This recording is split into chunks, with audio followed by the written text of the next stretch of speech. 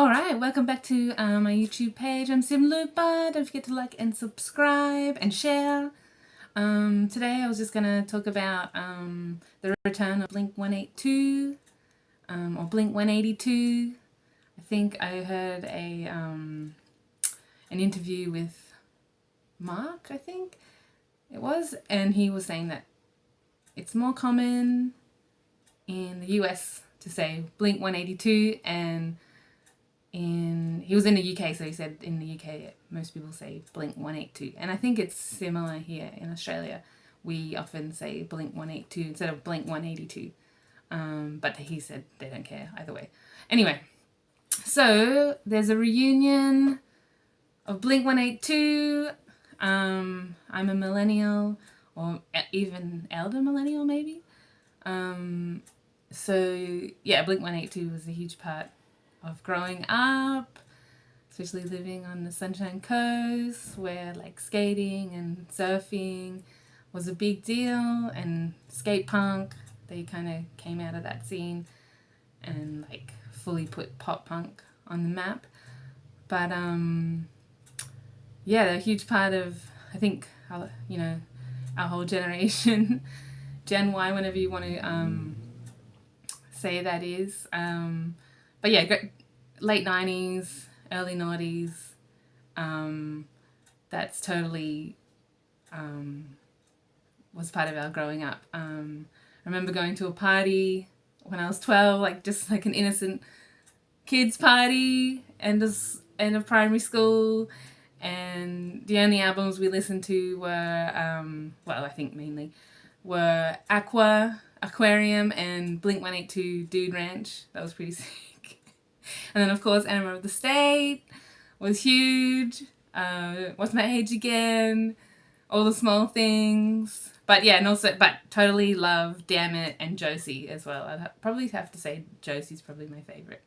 But anyway, they're coming back. I think they're not going to be in Australia till like 2024. I'm pretty sure. I don't know. I can't remember. But yeah, big deal. I don't have tickets. The pre-sale was like 19th of October.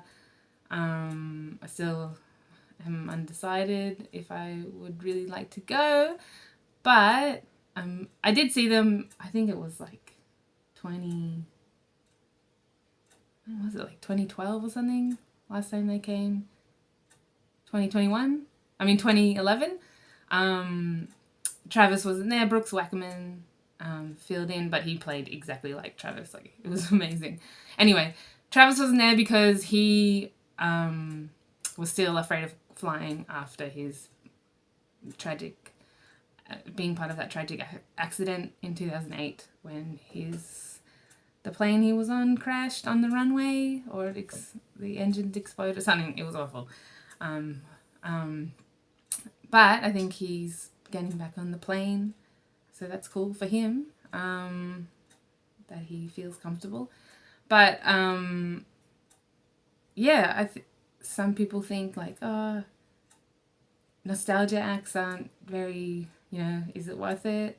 But I think it would be pretty cool. I just haven't decided if I want to go or not yet. But the other thing, of course, is Tom DeLonge is back in the band, which I think is cool because he seems like a cool dude. A lot of people think he is super weird, and he went off. He's super interested in aliens and UFOs and government conspiracies, all that kind of stuff. But he's trying, I saw an interview the other day, he's trying to just debunk all of that by the sounds of things, the conspiracy. Not saying that he doesn't believe in aliens, but I don't know. But anyway, he also said in this interview that he has ADHD, and part of ADHD is being hyper focused on certain topics, so I can totally understand that. But I think it's really cool him being in the band, like their latest single, Edging.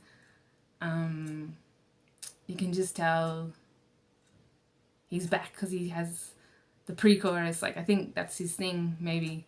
or like,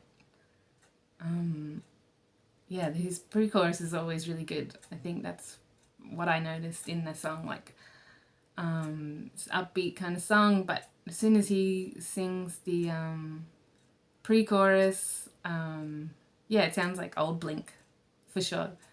I think that's what he does best, and just the way he sings is interesting. Obviously, he doesn't have a conventionally awesome voice, but he's got something, and he's an awesome lyricist.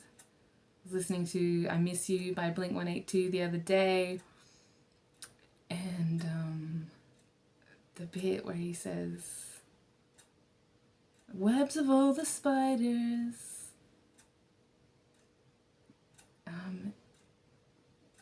killing them and eating their insides, or something like that. It's so cool. It's awesome. But yeah, he's back in the band. He left obviously like mid 2000s because he wanted to do other things, which is cool. But then they got, I think maybe they had some differences as well. But then they got back together after the plane crash of Travis, of course. And they did the Neighborhoods album, which at first people weren't sure about, but if you listen to it, it has some really cool songs on it. Like Ghost on the Dance Floor. I love that song.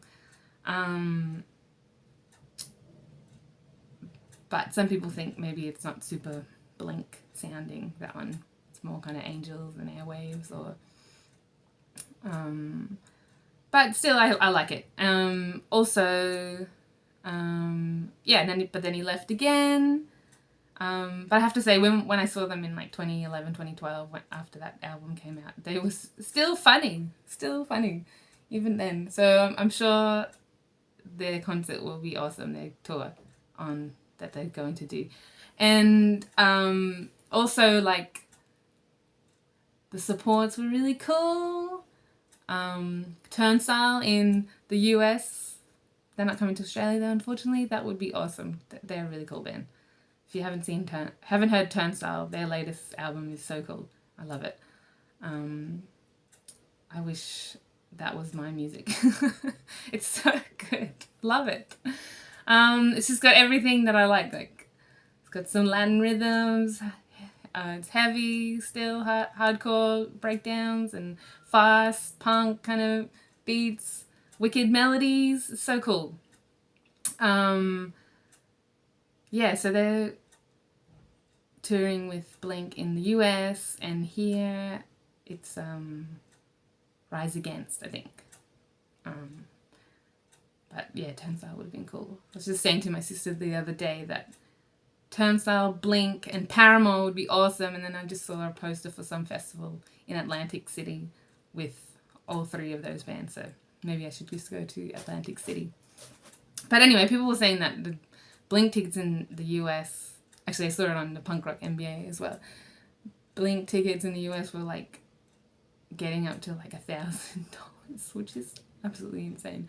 But I don't think they're that expensive here. I haven't even looked, but yeah, crazy. That probably includes like VIP stuff, but still pretty crazy, especially for like just like a band. Like, there's still production, of course, but like pretty crazy. Like, I've paid 500 Australian dollars to see Madonna, but you know, you can kind of understand because she's got like heaps of dancers, heaps of stunts, heaps of costume changes, heaps of props, heaps of staging, lights, just crazy stuff happening. It's a super duper like production. But for a rock band, I love just bands just playing on stage. They can do so much with just that. But yeah, getting $800 US is pretty crazy. But it's pretty cool that they're getting. I'm so glad that they're back together. I still haven't looked at Matt Skiba, who was the guitarist singer who replaced Tom on a couple of albums. But yeah, I want to see what his reaction was. I don't think there was any bad blood, but yeah, it's pretty cool. They're an incredible band. Like what they did, like just Tom. I've seen an interview of Tom before, and he talks about how he wanted to make nursery rhymes, punk nursery rhymes, and I think they did that. And it's so funny because, like I said before, when I was growing up, I used to think that Aqua, Barbie girl band, they were like Blink because they did the same thing, but they just did it with dance, Euro dance. I always thought that, and they even did a nursery rhyme once. Aqua did, Incy Wincy Spider or whatever, and it's just funny when I heard Tom DeLonge say that in an interview that he wanted to make nursery rhymes but punk. I was like, that's totally. They did the same thing. It's so cool. I love it. And again, mentioning punk rock NBA, he had a video about Blink and also like what makes bands successful. One of them being having like personalities in a band, and like they certainly have personality, that's for sure. Like Mark, he's got his own kind of thing going. He's like a radio host or something, but it's still really funny as well. And then Tom's is like eccentric, funny dude, just a lot of energy. Like they all have a lot of energy, but probably him the most, or just most eccentric.